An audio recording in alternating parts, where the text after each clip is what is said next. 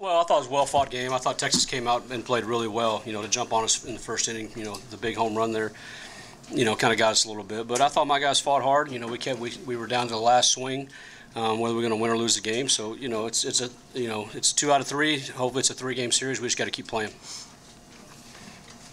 Questions? Ton of opportunities. 7th inning there, I think you guys had 2 on late in the game. Just can you talk about just having guys on base? Yeah, we had plenty of opportunities, to drive in a couple of runs and also make a couple of defensive plays, and we just didn't do it. So, those are opportunities that we've taken advantage of all year. It just didn't happen for us today.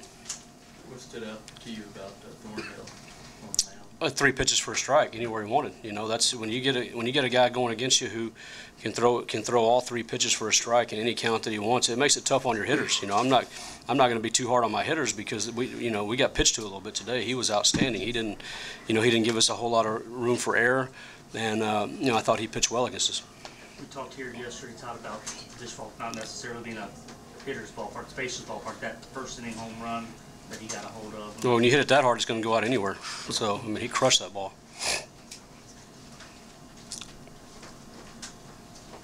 Justin, tell me what it was like for you and the guys as you faced Thornhill today. Seeing him throughout the game, what was it like out there? What was frustrating? Like Coach said, he had 3 pitches that he could throw for strikes in any count. It kind of kept us off balance, but I felt like we battled. We just didn't get the timely hits today.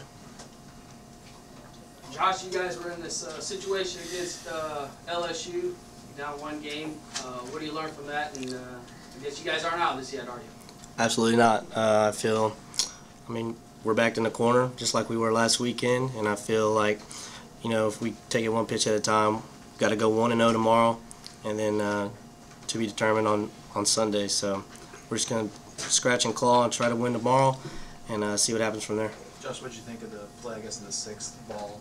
Hits off the first base bag, off in the right field. Y'all think, hey, you got to catch some breaks, and here's a big one. Yeah, it was definitely a big break. Me and Frankie Ratcliffe last weekend, we were actually talking about it, and we were talking, saying how we never actually hit a ball and it's hit a bag and actually got on base, and it happened today, and he came in the dugout. A few laughs, but yeah, it was a big break and a little bit of momentum there, and I feel like our pitching they put up a few more zeros after that and just didn't get the timely hits. Josh and Justin, how did the atmosphere compare to Baton Rouge? It was similar. It's a big crowd, huge crowd into the game, and loud, and it's a tough environment to play in. How was Curtis different from Thornhill? Excuse me? How was Curtis, the reliever, different from Thornhill for y'all? I didn't get to face him, so. Not too much different. Still threw his 2 pitches for a strike and competed up there. Also talking about the 6th, Thornhill makes a pretty smart decision, letting the run score and getting the double play. How big was that? Well, when he double clutched that thing, I was hoping he'd throw it to Peyton in center field, but it just didn't happen. But it was a heads-up play. He's a veteran player, a senior player. He knows how to pitch with a lead, and that was a great play by him right there. Todd, how did you end up making your starting pitching decision yesterday? You said you have to determine how it would go. He had more rest than Garza, so he was a day ahead of him as far as rest. So we went with Lemoyne. Will it be Garza on Saturday? More than likely. Todd, it's a long season, but it looked like, just when you look at the numbers, Jake's first half and second half of the season have been kind of 2 different. Is there anything that he's done different, or just the quality of opponents that you guys are? I think that's some of it. I think he's maybe wearing down a little bit, but not a whole lot. Jake's had a lot of hard luck. He's played in a lot of tight ball games. He had to pitch his way through a lot of really tight ball games early when he was putting up wins. He's put us in position to win every single time we played. Just because you give up 2 in the first doesn't mean that you should lose a game. You've got to scratch and claw and fight, and hold him right there. And he did a pretty good job of holding him. But he's been a little bit of a hard luck pitcher for us this season. Your memories of Parker French from way back in February?